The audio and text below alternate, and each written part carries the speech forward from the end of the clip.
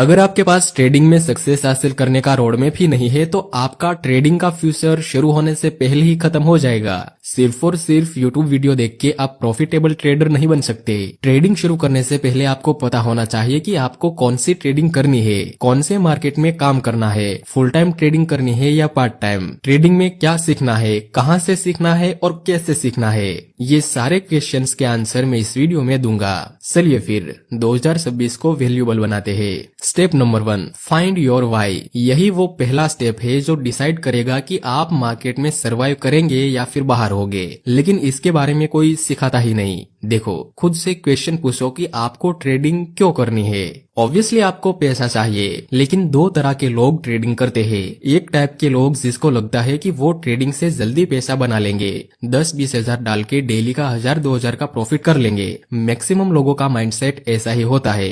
दूसरे टाइप के लोग जिसको पता है कि अगर ट्रेडिंग से जल्दी करोड़पति बनना पॉसिबल होता तो सभी लोग यही करते। उसका विजन क्लियर है कि हमें सब कुछ सीखने के बाद अपने कैपिटल का 10-15% का रिटर्न मिलेगा पर मंथ, तो वो भी अच्छा है। और इसी टाइप के लोग मार्केट से प्रॉफिट बनाते हैं, लेकिन ऐसे लोग बहुत ही कम होते हैं।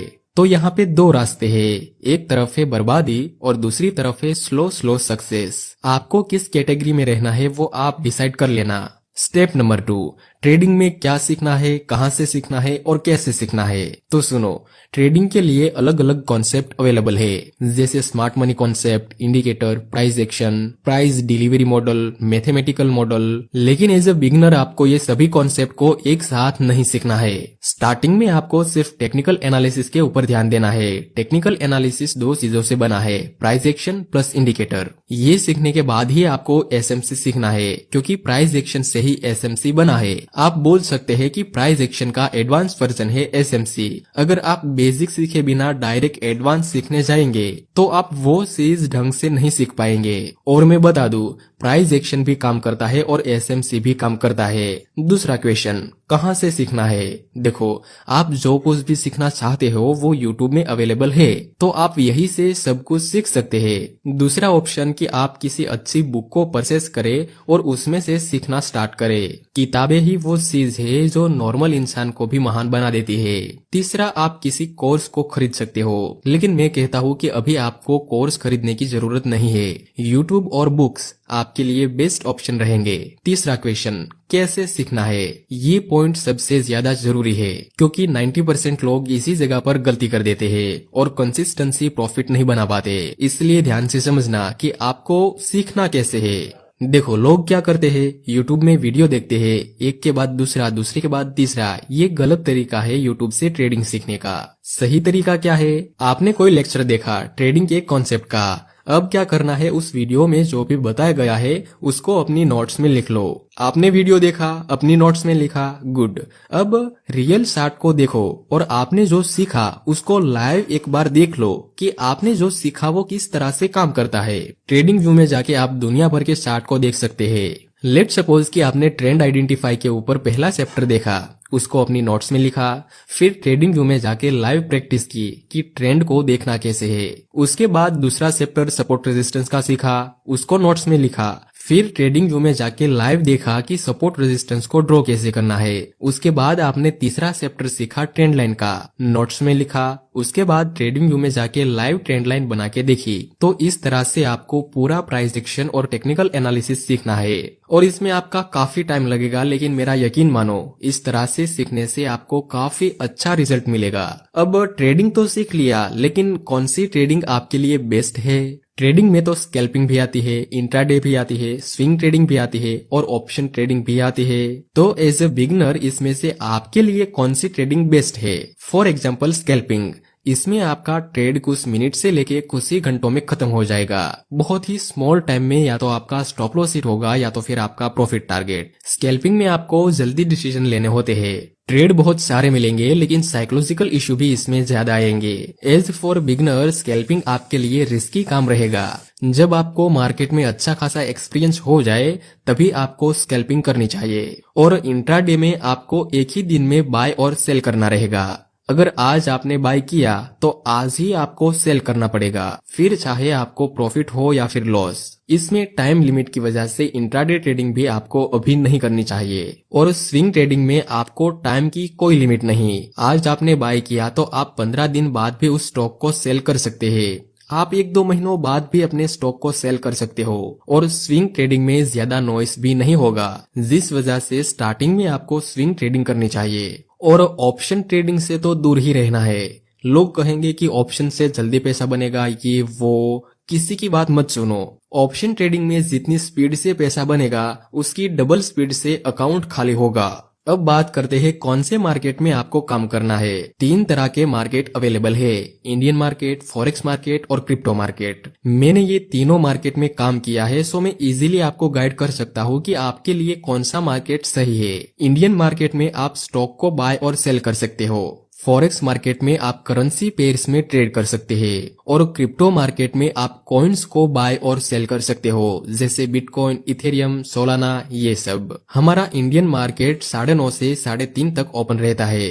फॉरेक्स मार्केट 24 घंटे ओपन रहेगा, मंडे टू फ्राइडे। और क्रिप्टो मार्केट 7 दिन ओपन होता है।